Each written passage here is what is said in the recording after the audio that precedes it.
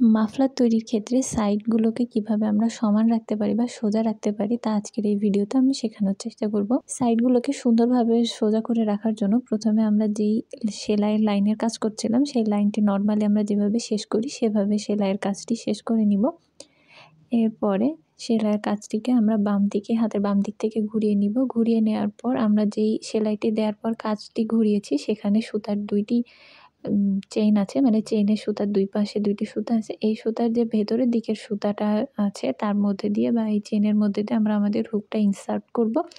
Insert করার পর আমাদের হাতের সাথে যেই রিমেইনিং সুতাটি আছে বা উল আছে সেটাকে একবার লুপের মধ্যে দিয়ে নিয়ে আসবো। নিয়ে আসার পর এখানে একটি চেইন হবে এবং আমাদের হুকের মধ্যে ২টি সুতার লুপ হবে। এরপরে আবারও আমরা হাতের মধ্যে থাকা সুতাটিকে ২টি লুপের মধ্যে দিয়ে নিয়ে আসবো এবং একটি চেইন তৈরি করব বা স্লিপ স্টিচ দিব। এরপরে যে ২টি স্লিপ স্টিচের সুতা রয়েছে এর মধ্যে দ্বিতীয় যে লুপটি আছে তার মধ্যে দিয়ে হুক ঢুকিয়ে আরেকটি স্লিপ স্টিচ তৈরি করে নিব। এভাবে ২টি স্লিপ স্টিচ তৈরি করব। এই ২টি স্লিপ স্টিচের হাইট একটি ডাবল কুশির সমান হাইটের হবে।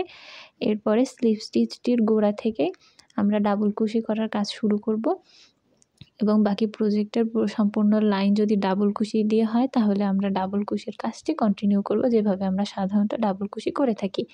এভাবে ডাবল কুশির কাজ করার পর পুরো লাইনটি শেষ করব এবং সাইড তাহলে সমান থাকবে। ২টি স্লিপ স্টিচ দেওয়ার পর এভাবে লাইনগুলো সমান থাকবে এবং একটি চেইন করার বা ২টি চেইন করে যদি আমরা হাইট বড় করি যেমন সেলাইটা একটু বেখাপ্পা দেখা যায় কিংবা সমান হয় না, সেই সমস্যাটা এই নিয়মে করলে হবে না। তাই এরপর আপনারা যখন মাফলার বা কোনো বড় লম্বা প্রজেক্ট তৈরি করবেন তখন এভাবে সাইডে ২টি স্লিপ স্টিচ দিয়ে সেলাইটা জয়েন দিবেন। ধন্যবাদ।